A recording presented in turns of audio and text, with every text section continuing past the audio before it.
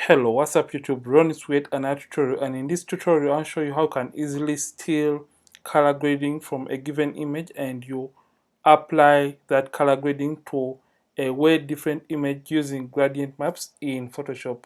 So if at all you haven't hit the like button on this video, I just request that you hit the like button because this is going to be a life-changing tutorial and this is going to benefit you in the long run. So this is going to be a technique whereby you want to steal color grading and you save that color grading as a preset or as a gradient map preset so that you can apply it to different images and just paint through to color grade that kind of different image in just Photoshop. Let me just hope you're done hitting the like button because I have noticed most of you tend to enjoy and you forget to hit the like button anyway. So enough of the talking, you can see I have different images.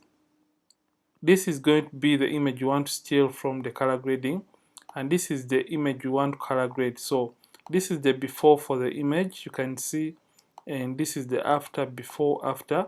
So I'm just going to come right here and I'm going to delete my gradient map option, and I'm going to come to the image from which we want to steal the color grading.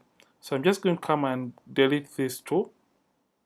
So we have two different images, so make sure you drag and drop both images into Photoshop and you have them ready.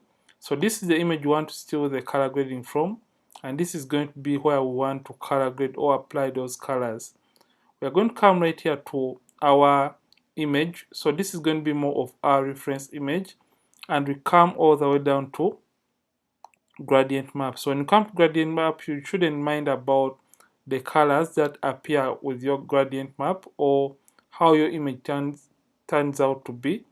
Just come and simply turn the opacity all the way down to 0%. Then come and select on this gradient map icon. Make sure this is selected and not the white mask. Make sure this is selected. And after it has been selected, simply come and click on this color. So just come and click right there.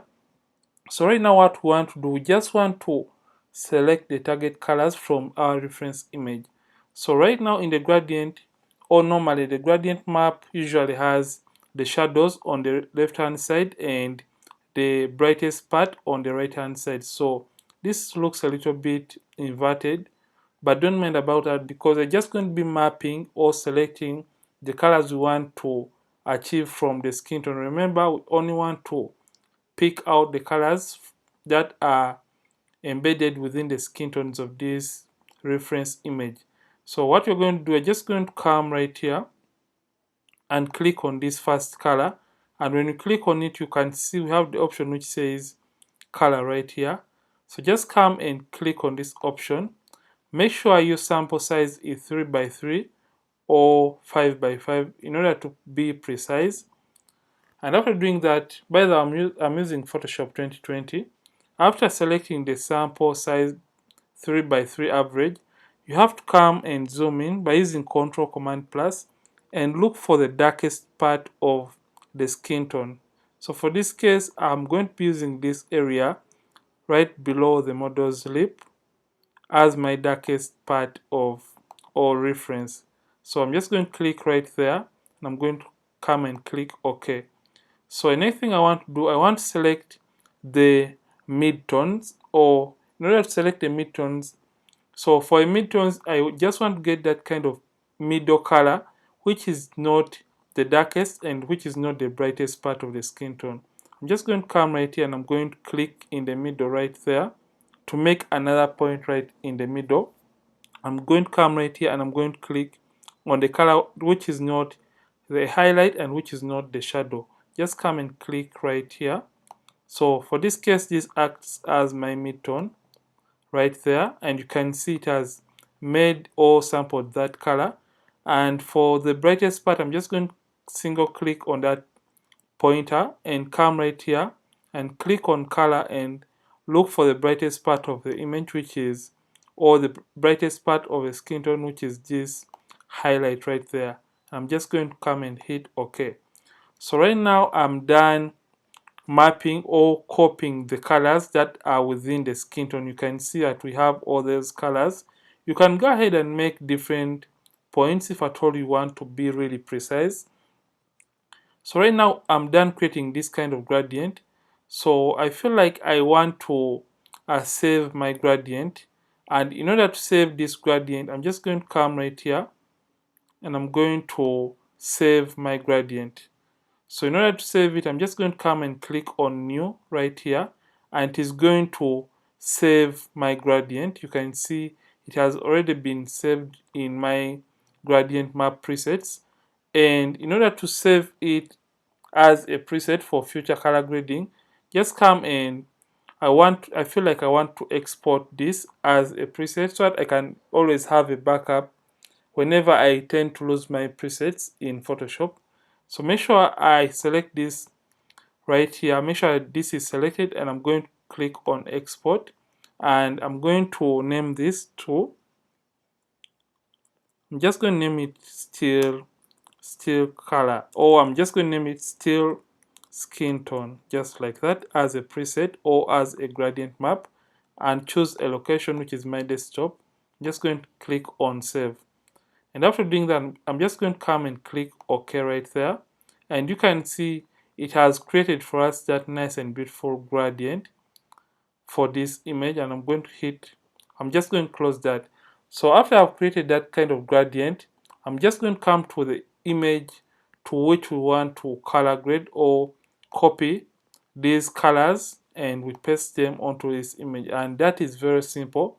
Just come to the gradient and come to the gradient map option right here, click on it, and come and click right here in this color swatches, and scroll all the way down and look for the gradient that we just created, which is this one right here. And I'm just going to click on it just right there, and just come and click OK. So right now it has applied the gradient onto the overall image, and it doesn't look nice at all. So in order to get it looking a little bit nicer, just come the blend mode and change it from normal and scroll all the way down to color. But this doesn't get the job done because it looks a little bit awkward and it looks weird for my liking. I'm just going to come and first of all turn down the opacity slightly to around, just going to go with an opacity of around 44% right there. But as you can see, this is also affecting the hair and other areas of my image. And in order to get it better, just come to this white layer mask, and remember what we do in Photoshop. We are just going to hide the effect from affecting the overall image by selecting the white layer mask and hitting Ctrl or Command I on the keyboard to hide or invert that effect. Come to the brushes and get a soft round brush, hardness at 0, opacity and the flow at 100%, and smoothing at 0.